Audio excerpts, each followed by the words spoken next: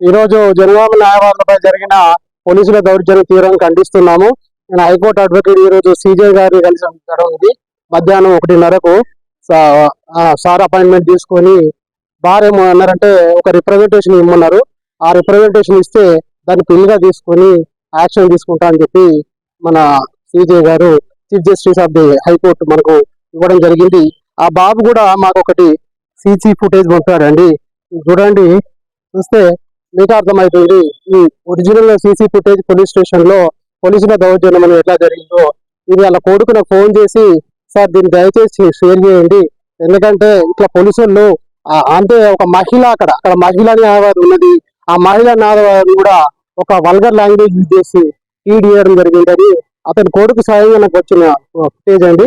మీరు ఈ రకంగా న్యాయవాదులపై జరుగుతున్న ఇన్ని చేసినా కూడా వీళ్ళకు పోలీసులకు యాక్షన్ వస్తుంది. ఎందుకంటే ఇప్పుడు సార్ చెప్పినట్టు మన జ్యుడిషియల్ విషయంలో ఆఫీసర్స్ మేము కూడా part of the judiciary judges మేము అందరం కలిసి పోలీసులను కలిస్తేనే వ్యవస్థ అదైతుంది. మా మీదనే దాడులు జరిగితే మేము కామన్ మ్యాన్ కి ఎట్లా ప్రొటెక్షన్ చేస్తున్నాం?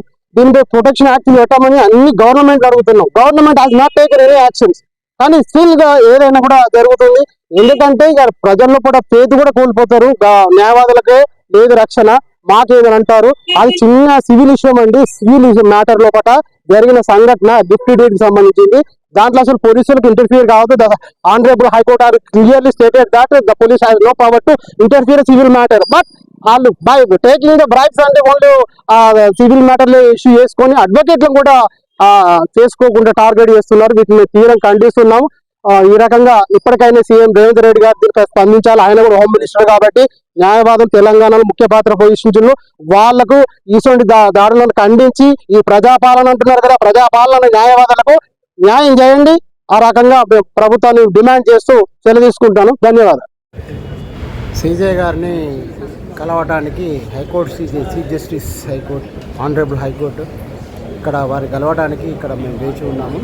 చూడండి, ఇక్కడ ఈరోజు అంటే జనగామ న్యాయవాదులపై జరిగిన దాడికి నిరసనగా మేము దానికి ఘటనపై చర్య తీసుకోమని చెప్పి సిజే గారిని అపాయింట్మెంట్ అడిగి మన హైదరాబాద్ బార్ అసోసియేషన్ ప్రెసిడెంట్ మరియు నేను మిగతా అడ్వకేట్ జేఎస్ మిత్రులందరూ కూడా కలవడం జరిగింది. చూడండి, ఇక్కడ మనం చూస్తే వారి యొక్క టైం కోసం వెయిట్ చూస్తున్నాం, వారి కాల్ కోసం. ఇక కాబట్టి ఇక్కడ మనకేందంటే ఎక్కడైనా ఏ మిత్రుడైనా న్యాయవాది కాబట్టి, న్యాయవాద కుటుంబం కాబట్టి న్యాయవాదులు దీని పైన తీసుకోవాలని మేము ఈ రకంగా ఉద్యమం ఉవ్వెత్తున తీసుకెళ్ళాము. చూడండి, ఈ రకంగా విజువల్స్ అన్నీ కూడా వచ్చారు. ఇక చూడండి, ఇక్కడ కార్యక్రమంలో భాగంగా కలిసిన తర్వాత ఇక్కడ నిరసన కార్యక్రమం కూడా మనకు నాంపల్లి కోర్టు లోపల జరగడం జరిగింది. ఈ నాంపల్లి కాడకులు అడ్వకేట్ జేఏసీ తరఫున శ్రీనివాస్ గారు మనకు వారి యొక్క ఇచ్చిండు. చూడండి, అందులో మనం వీటిని ముక్తఖండంతో ఖండించడం జరిగింది. ఈ రకంగా ఇవన్నీ కూడా న్యాయవాదుల సమస్యలు అంటే న్యాయవాదులపై జరిగిన దాడి అనేది అందరూ న్యాయవాదులు చేసి చైర్మన్ శ్రీనివాస్ గారు కూడా వారి యొక్క స్పీచ్ ఇవ్వడం జరిగింది. ఇక్కడ నాంపల్లి న్యాయవాదులు కూడా కోర్టును బహిష్కరించి వారి యొక్క నిరసన కూడా తెలియజేసిన అందులో విఎస్ పటేల్ కూడా పాల్గొన్నారు. చూడండి, అదే రకంగా ఈ కార్యక్రమాలు చేస్తూ మన జేఏసీ అడ్వకేట్ జేఏసీ తరఫున మనం కూడా ఈ రకంగా ముందుకు వెళ్ళడం జరిగింది. కార్యక్రమంలో సిటీ సివిల్ కోర్టు తరఫున మనం ర్యాలీ నిర్వహించడం జరిగింది. మీర్ చౌక్ పోలీస్ స్టేషన్ దాకా ర్యాలీ నిర్వహించి ప్రశాంతంగా అయిన ర్యాలీ లోపల మా ప్రొటెస్ట్ తెలియజేస్తూ మన సిఐ గారికి మన ఒక వినతి పత్రం మన ఎఫ్ఐఆర్ చేయమని, అటువంటి పోలీసులపై చర్య తీసుకోమని ఒక రిప్రజెంటేషన్ ఇవ్వడం జరిగింది.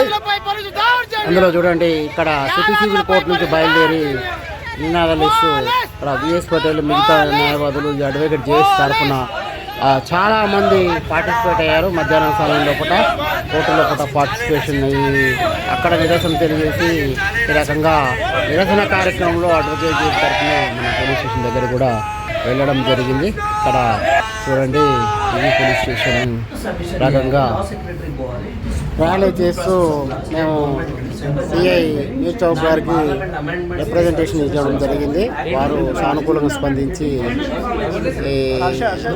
స్పందించారు. వారికి ధన్యవాదాలు తెలియజేస్తున్న అడ్వకేట్ చేస్తున్నా.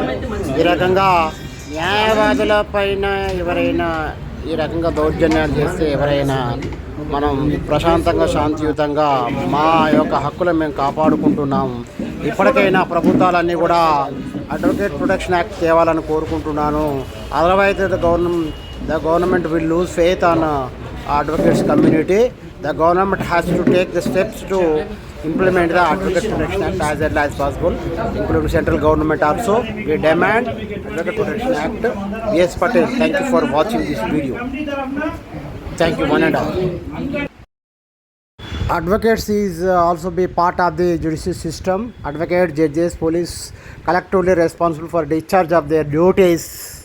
Then, so we want a protection act from the government as early as possible. The government, state government and the central government has to take the steps, necessary steps to provide protection acts for the advocates as early as possible. क्या दोस्त advocate JAC से मैं बात कर रहे हैं, जो तेलंगाना का ये एडवोकेट्स को जो इंसिडेंट हुआ, जो अटैक्स हो रहा है एडवोकेट्स में, इसलिए मैं स्टेट गवर्नमेंट और सेंट्रल गवर्नमेंट को मैं रिक्वेस्ट कर रहा हूँ, जो एडवोकेट्स प्रोटेक्शन एक्ट जल्दी से जल्दी लेके आना आए तो एडवोकेट्स को जो रक्षण हुए तो उन्हें उनका प्रोफेशन में ड्यूटीज़ अच्छा से डिस्चार्ज करता, मगर नहीं तो ऐसा अटैक हुए तो काम मान के क्या होता, एडवोकेट को भी प्रोटेक्शन नहीं है, मेरे को कैसा बचाता जैसा सोचता है। इसलिए पूरा लोग मेरे को सपोर्ट करो, जो एडवोकेट जेएस को सपोर्ट करके जो we demand advocate protection act from the central government, state government. So ఈ రకంగా మాకు అడ్వకేట్లకు న్యాయవాదుల రక్షణ చట్టం తొందరగా తేవాలని రాష్ట్ర ప్రభుత్వాన్ని, కేంద్ర ప్రభుత్వాన్ని విఎస్ పటేల్గా అడ్వకేట్ చేసి తరఫున అందరి అడ్వకేట్ తరఫున మేము డిమాండ్ చేస్తున్నాము. తొందరగానే మాకు అడ్వకేట్ ప్రొటెక్షన్ యాక్ట్ వస్తుందని ఆశిస్తూ ఈ వీడియో వీక్షించినందుకు ధన్యవాదాలు తెలియజేస్తున్నాను. విఎస్ పటేల్, అడ్వకేట్ చేసి, తెలంగాణ స్టేట్.